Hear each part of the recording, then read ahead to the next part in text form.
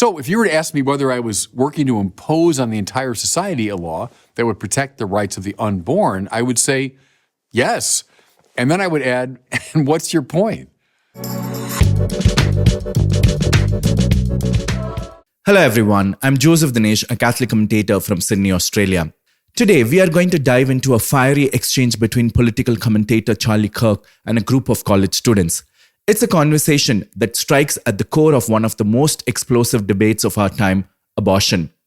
In the midst of this discussion, a Catholic girl bravely stepped forward, declaring her belief that abortion is the killing of an innocent child. And yet, in the very next breath, she claims she doesn't have the right to judge other women's decision or impose her morality on them.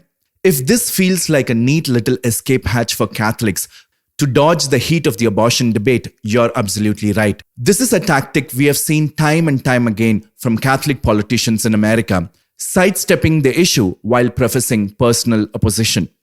But in this video, we are going to tear that argument apart, unraveling its logical inconsistencies and confronting the uncomfortable truth head-on. Stay with me as we expose the cracks in this position and reveal why it simply doesn't hold up. Let's start by watching the interaction. Here we go. Okay, hello, Hi, what's your name? Juliana. Nice to meet you. Nice to meet Can you. we get our terms right first? Yeah. Okay, abortion is the forcible ending of the viability of a being in utero, otherwise known as a fetus. Do we agree that's what abortion is? Okay, yeah. Okay, great. And then murder is the intentional taking of life, different than killing or sudden death. So murder would be the intent taking another life. Do we agree with that? Okay. Okay, and then we agree that murder in general in society should be illegal. Yeah. Okay, great. So yeah, no, I do want to preface that I'm a Catholic. Okay. So I think one really important thing that the Bible says is to not judge. And just going back to the topic, I think there's a big difference between, cells in utero than a living, breathing, existing being. And while I do believe it's murder, and that's just my personal belief, right? I don't believe in telling people what to do with their bodies. That's not up to me, and it's not up to us as well as Christians to judge. Should we prevent murder in society? For sure, yeah. Then it should be illegal. But I think that it's really different, right? Because, these people aren't. There are three important points to confront in response to the young Catholic girl's statement. First, the belief that abortion is evil is grounded not just in Catholic doctrine, but in scientific evidence.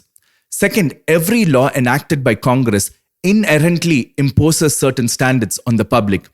Lastly, it is logically inconsistent to personally oppose an evil, yet refrain from opposing it in public arena. Let's go through each point one by one with the help of Bishop Barron. First, abortion is evil not just because of Catholic doctrine, but also because it is grounded in natural law and supported by scientific evidence. Let's listen to Bishop Barron. But everybody, this is so much nonsense. Opposition to abortion is not a matter of doctrine in the strict sense of the term, but rather a conclusion drawn from moral reasoning and from the findings of objective science. It's an indisputable fact that human life, which is to say a living human being with a distinctive genetic structure and identity, comes into existence at the moment of conception. It's furthermore a fundamental axiom of ethics that innocent human life ought never to be attacked. These insights and principles are the foundation of an argument against abortion that can and should be made in the public forum. They are decidedly not a matter of dogma peculiar to Catholicism. Now, to better understand this, let's use an analogy. Imagine you're part of a community that values clean air.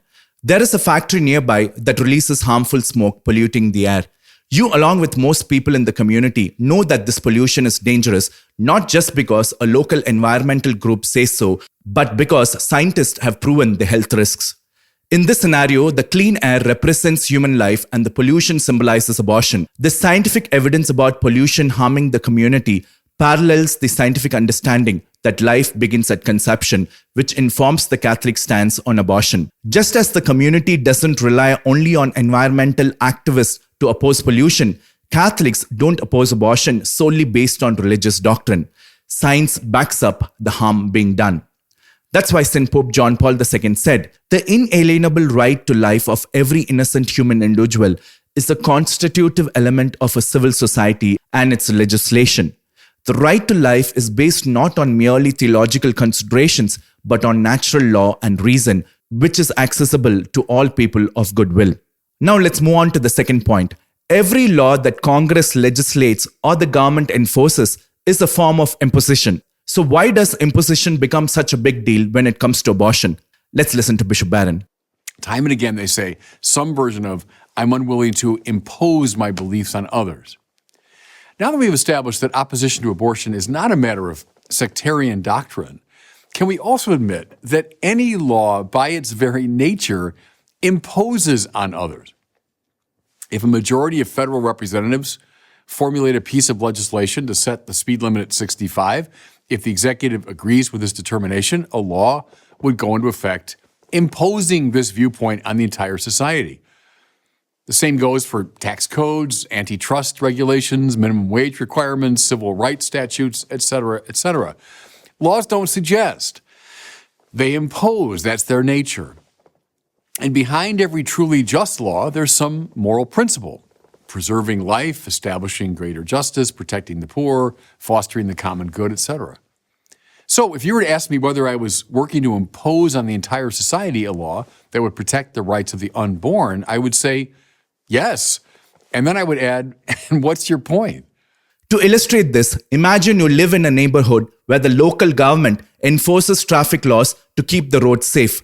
These laws include speed limits, stop signs, and restrictions on where you can park. These rules are imposed on everyone, even if some people think they should be free to drive as fast as they want or park wherever they please. The purpose of these laws is to protect the safety and well-being of everyone in the community. People generally accept these laws even if they limit personal freedom in some ways because they understand that safety and order are more important than absolute freedom. Just as traffic laws protect lives by preventing accidents, laws against abortion aim to protect innocent life. The imposition isn't any different in principle. It's about balancing individual freedom with the protection of others. Some might argue that abortion is different because it involves a personal choice. However, just as we don't allow people to make choices that harm others, the law is justified in imposing restrictions on abortion because it involves the taking of an innocent human life. So the imposition of an abortion law is not unique. It's one more example of how society limits personal freedom to protect others. As Romans chapter 13 verses 1 to 2 reminds us, let every person be subject to the governing authorities, for there is no authority except from God, and those that exist have been instituted by God. Therefore, whoever resists the authorities resist what God has appointed, and those who resist will incur judgment. Finally, some people say, I'm personally against abortion, but I won't oppose it in public sphere. Do we apply this approach to all aspects of life, especially when we know something is morally wrong? Let's listen to Bishop Barron. However, since opposition to abortion, as we've just showed, is not a conviction born of dogma, but rather of moral reasoning, it's utterly incoherent to claim that one can hold to the position privately but not defend it publicly. That would be precisely analogous to someone in the 19th century saying that though he personally finds slavery abhorrent, he'll do nothing to eliminate it or even to stop its spread. It would also be precisely analogous to someone in the mid-20th century saying that, though his personal conviction is that Jim Crow laws are morally repugnant, he will fight publicly to keep them in place. In light of this, can you see why so many Catholics, including your humble scribe here, find the president's statements and actions in regard to abortion so repellent? To explain this, let's use another analogy. Imagine you are part of a neighborhood that values safety and there is a dangerous pit in the middle of a playground where children often play. You know the pit is hazardous and could seriously harm someone.